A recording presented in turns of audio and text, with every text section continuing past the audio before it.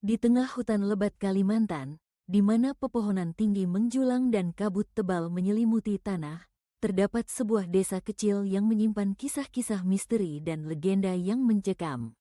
Desa ini, meski tampak tenang di siang hari, berubah menjadi tempat yang penuh dengan bisikan dan ketakutan saat malam tiba. Disinilah legenda Kuyang, makhluk mistis yang terkenal di Borneo, lahir dan terus menghantui penduduknya hingga kini.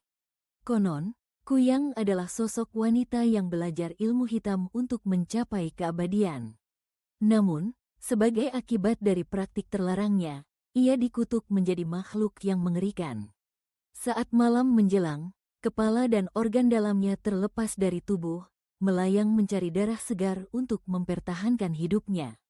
Kisah ini bukan hanya sekadar cerita untuk menakut-nakuti anak-anak, tetapi sebuah peringatan bagi siapa saja yang berani melanggar batas-batas yang ditetapkan oleh alam.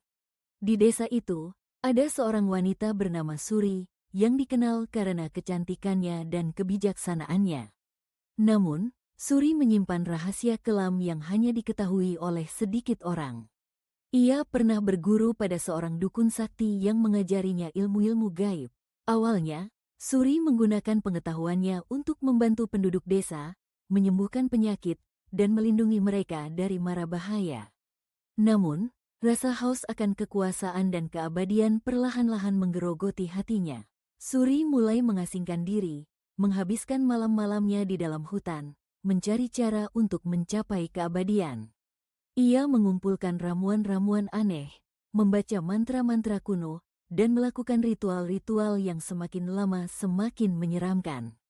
Hingga suatu malam, saat bulan purnama bersinar terang, Suri melakukan ritual terakhirnya. Ia mengucapkan mantra yang salah, dan seketika itu juga, ia merasakan sakit yang luar biasa. Tubuhnya bergetar hebat, dan seolah ada kekuatan tak terlihat yang menarik kepalanya terlepas dari tubuhnya. Ketika Suri menyadari apa yang terjadi, sudah terlambat. Ia menjadi Kuyang, makhluk yang selama ini hanya ada dalam legenda. Malam-malamnya dihabiskan dengan mengintai rumah-rumah penduduk, mencari wanita hamil untuk dihisap darahnya. Penduduk desa mulai merasakan kehadiran sosok mengerikan ini. Mereka mendengar suara sayap yang berkepak di malam hari, dan beberapa kali menemukan jejak darah di sekitar rumah mereka. Ketika Kuyang muncul, Arman segera melancarkan aksinya. Ia menyiramkan minyak kelapa itu ke arah Kuyang, dan seketika makhluk itu menjerit kesakitan. Kepala dan organ dalam yang melayang itu terjatuh ke tanah, bergetar hebat sebelum akhirnya diam tak bergerak. Arman mendekati sosok itu dengan hati-hati, memastikan bahwa Kuyang benar-benar telah tertangkap. Kehadiran Kuyang membuat desa itu diliputi ketakutan. Para penduduk berkumpul, berdoa, dan memasang jimat-jimat pelindung di setiap sudut rumah. Namun, semua usaha mereka tampak sia-sia. Kuyang terus berkeliaran, semakin ganas dan tak terhentikan. Hingga suatu hari, seorang pemuda pemberani bernama Arman memutuskan untuk mengakhiri teror ini.